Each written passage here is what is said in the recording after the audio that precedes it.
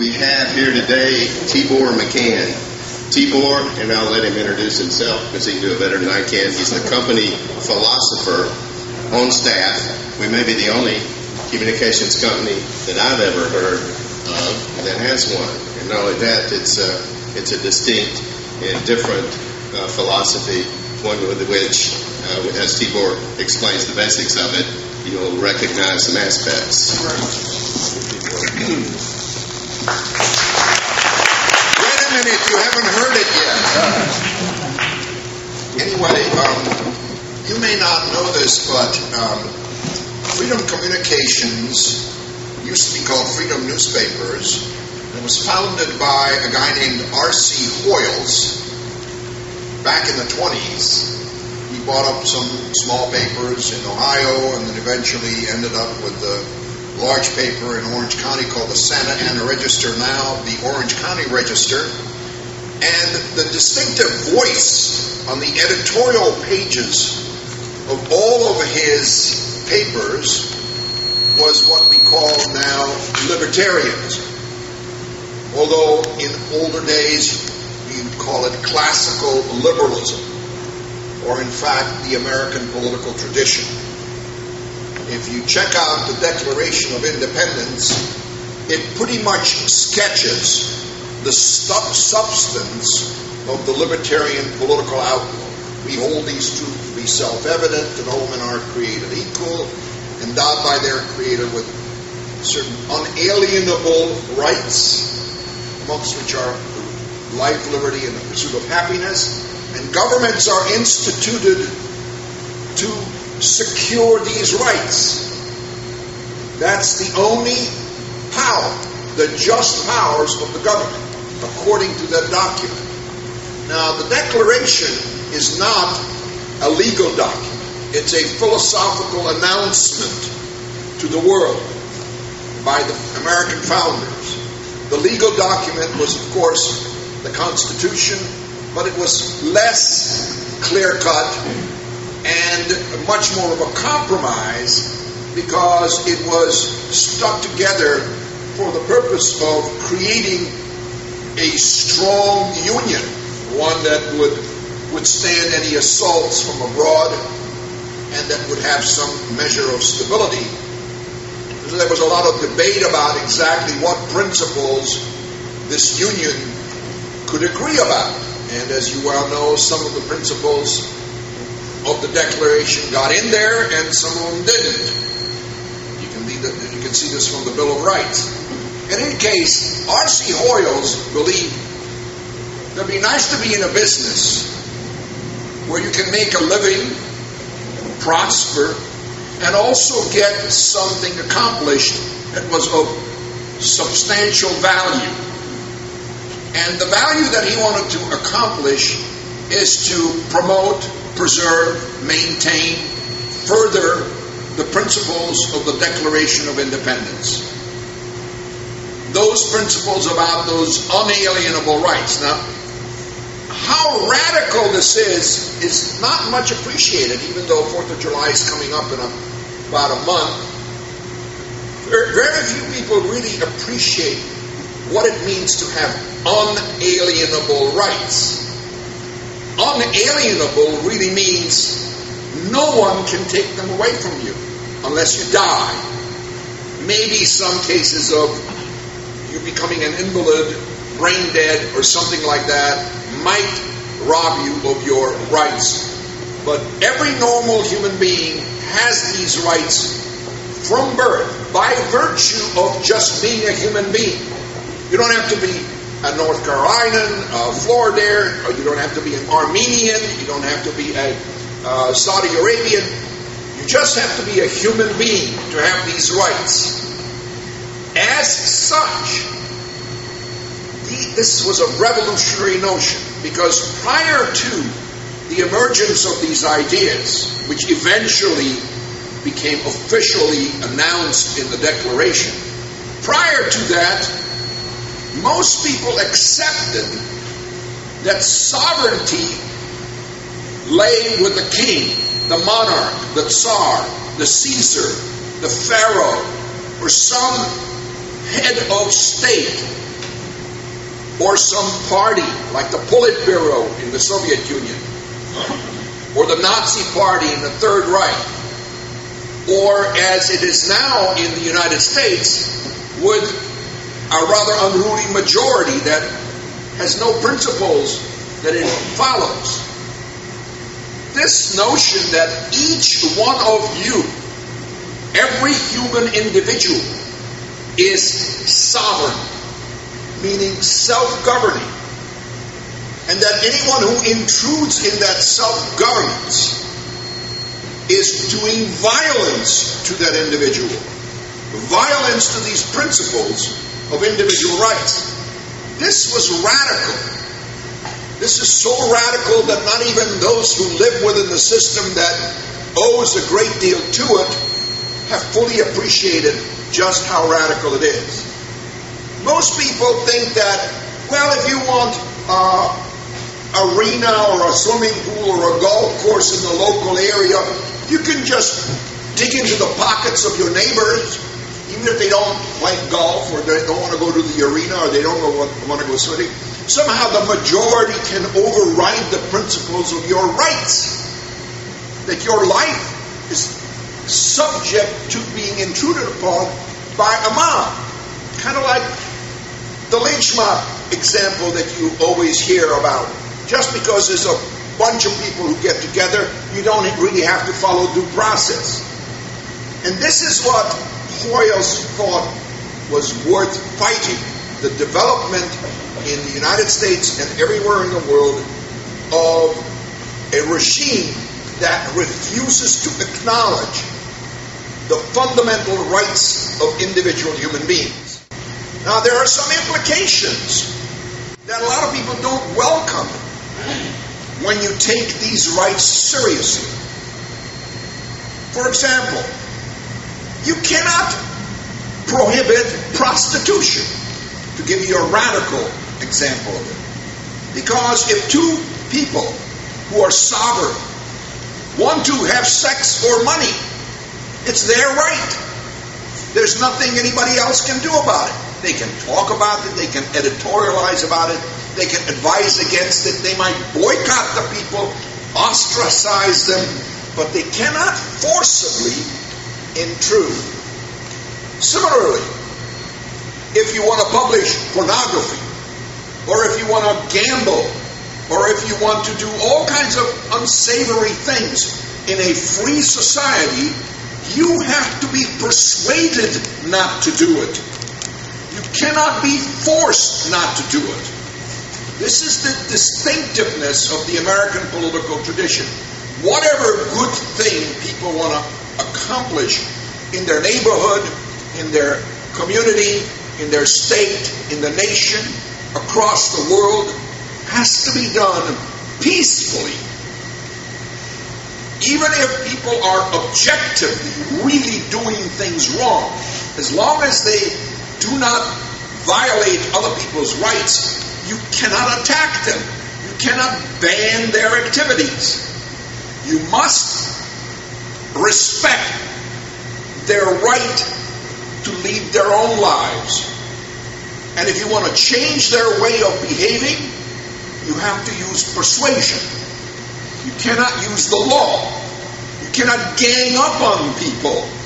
That is wrong by the standards of the Declaration of Independence. You have a right to your life, even if you mismanage that life, even if you don't do well by it, even if you drink and smoke pot and whatever you do, as long as you are doing it without violating other people's rights, this is what you may do. This is what your sovereignty means.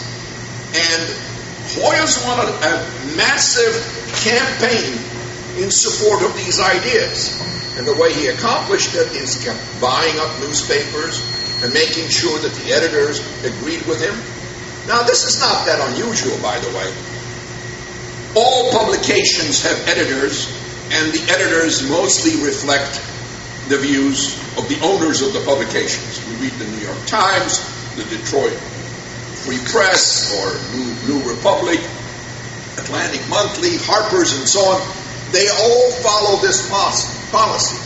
This policy is really nothing other than when there's an election and you support some candidate and you put a sign out on your front lawn in support of somebody, even when your neighbor detests this and puts up an opposite sign.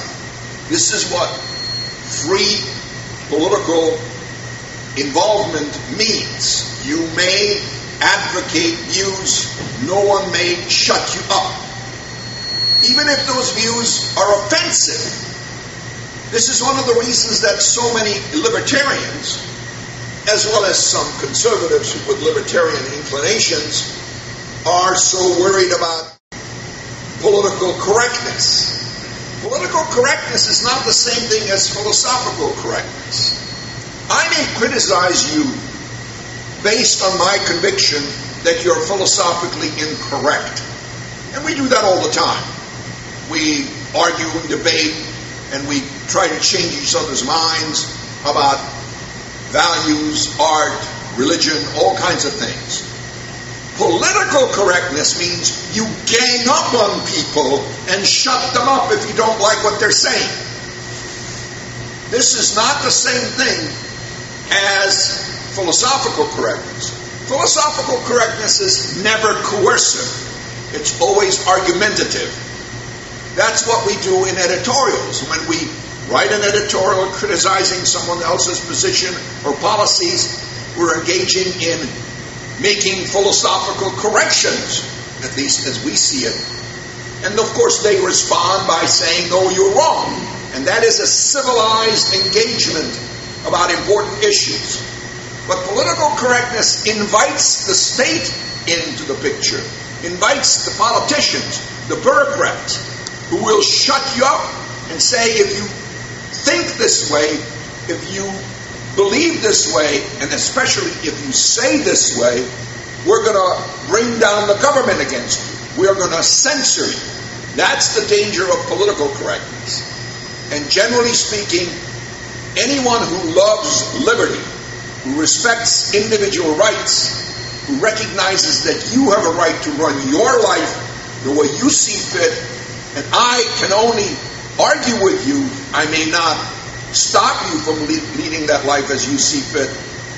These people don't like this notion of political correctness.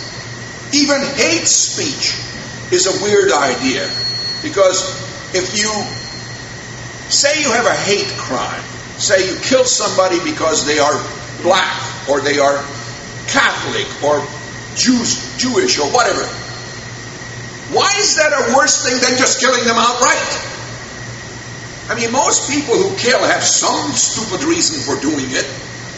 It's completely irrational in most cases, just like most hate crimes are. But you do not punish people for the thoughts they have. That's one of the meanings of living in a free society. You can think hateful thoughts. You just can't act on them. You may not act on them because when you act on them, that means you are aggressing against people. You're attacking them. You're invading them. You're intruding upon them. And that is what a free society bans. Invasion, intrusion, trespassing, and things like that. But not thinking badly. When people think badly, you have to persuade them. You have to teach them. You have to use civilized ways. And the civilized way is to abandon the jungle, to abandon the animal world where most conflicts are settled by who happens to have a bigger bite, whose teeth are sharper, who's more powerful. It's pure physical brutality. Human beings are supposed to be a distinct species precisely by virtue of the fact that they can extricate themselves from this jungle-like conduct and come to terms with each other peacefully. Sometimes very difficult. Sometimes the negotiations are exasperating. But generally speaking, what makes us human is that we can rise above physical force. And that's exactly what the American founders instituted in this country, at least the ideas were laid out. The practice was not always loyal. Unfortunately, there was a lot of violations of the very terms of the Declaration of Independence in American public policy. And there is plenty of it now. We have eminent domain. We have all sorts of takings. We have measures of even censorship now and then. And certainly we have all kinds of government regulations of the professions, of business, of people's sexual conduct. And that is what this company, Freedom Communications, which owns the paper here, is devoted to remedy. Now, let me just make it clear that there's no condition other than being competent at your profession for working for Freedom Communications. You don't have to become a libertarian. If you are an editor and you write editorials, then that's a good idea, because otherwise you lose your job. Essentially, that's like anywhere else in any paper where it comes to the opinion sections. You have to express the opinions that the owners want expressed in the medium. But other people just should know where the paper stands. And that's what I do. I go around the country to a great many of the newspapers, and I talk to people, just like I'm doing it here, and explain where we stand, where the family stands, and where those who are serving the family in the capacity of spokespersons stand. Others who don't serve the family in that capacity, they can just sort of listen in and figure, well, these crazy people are about this, fine, I don't care. Now, it'd be nice if you came on board, but it's not certainly a requirement, okay? So when I'm done and you want to ask me a question, I am not taking down your name and running to Irvine, California, reporting on the heretical thoughts that you put forth. That's not the way we do business. We even actually adhere to some of these principles within the context of a company. In other words, we don't try to make people change their minds about anything. We try to persuade them. However, when it comes to policy, like political principles, then the company definitely is online with a certain set of them. And the basic principles of the Declaration is that set that we promote and we try to advocate in our columns, evidence, and our editorials, evidence, and so on. You'll see some of my columns in some of the papers laying out this. We also have disagreements now and then, and the stronger the paper is, the more confident it is in its stance, it will engage in more debate. So you can probably get a little bit of sense of what this paper is about, what its philosophy is. It's a political philosophy. It doesn't bear on everything. It doesn't bear on your religious convictions.